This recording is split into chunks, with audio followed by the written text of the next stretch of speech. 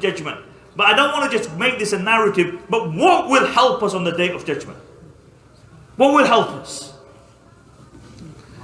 One of the things that the Messenger of Allah said, be compassionate, be merciful. The Messenger of Allah said, he who has mercy upon those who are upon the earth, the one in the heavens will have mercy upon him. So the way that you show mercy to other people is the way Allah will show mercy to you on the day of judgment. The way that you show forgiveness to other people is the way that Allah will show you forgiveness on the day of judgment. Al-jaza'u min jinsil amal, the ulama say. From this narration, he who has mercy upon those upon the earth, the one in the heavens will have mercy upon them. The ulama say, Al-jaza'u min jinsil amal. Allah will deal with you the way you dealt with humanity. Recall this again. You want Allah's mercy on the day of judgment, then show mercy to other people.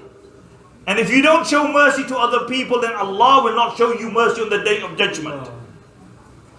You all know the famous narration about the lady from the Bani Israel who liked to be touched and liked to touch. And then she went by a well and she saw a dog which was lapping out of thirst. And she descended into the well. She descended into the well. In some narrations she took off a sock and she drenched it. In some narrations she took off a shoe and she put the water in the shoe and she put the shoe in her teeth and she climbed up. And then she went to this dog. What is a dog? If you want to insult a person, you call him a dog. You call him a kutta. Big insult. Najas. Sur is haram. Sur is najas. She gave water to a dog. And Allah forgave her. Woman liked to touch and liked to be touched. In another narration, Imam Muslim mentioned in Sahih that there was a woman who deprived a cat of food. She locked the cat up and the cat died. The first woman, Allah entered her into Jannah. The second woman, Allah threw her into Jahannam. I was thinking about this. Why? Why is Allah and His Rasul giving us examples of cats and dogs? Why? The reason that Allah is giving us the examples of cats and dogs is because if you have mercy upon a dog, then Allah will grant you Jannah. What about if you have mercy on other human beings? If you are cruel to a cat, Allah will throw you into Jahannam. What about if you are a person who is cruel, heartless, selfish towards other human beings? Al-jaza'u min jinsil amal. The way you deal with other people is the way that Allah will deal with you on the day of judgment. The way you forgive people in this world is the way that Allah will forgive you in hereafter. Brothers and sisters, listen to this carefully. If you're one of those guys who can never ever let go, you can never let go. You always got to have the last word. You always got to be the big one.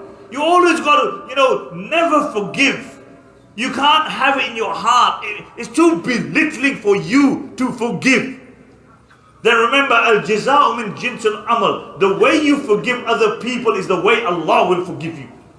On that day when every single one of us will want Allah's mercy, Allah will say, but you never spoke to your brother for 20 years. You never spoke to your cousin. You never spoke to your children. You never spoke to your parents. What over what? And now you couldn't forgive your parents. You couldn't forgive your children. For 20 years you were oppressive to your wife. And now you want my mercy? Al-jaza'u min jinsil amal. If you want Allah to assist you in the hereafter, then the Messenger of Allah said, whoever removes a difficulty of a believer in this dunya, then Allah will remove your difficulty on the day of judgment.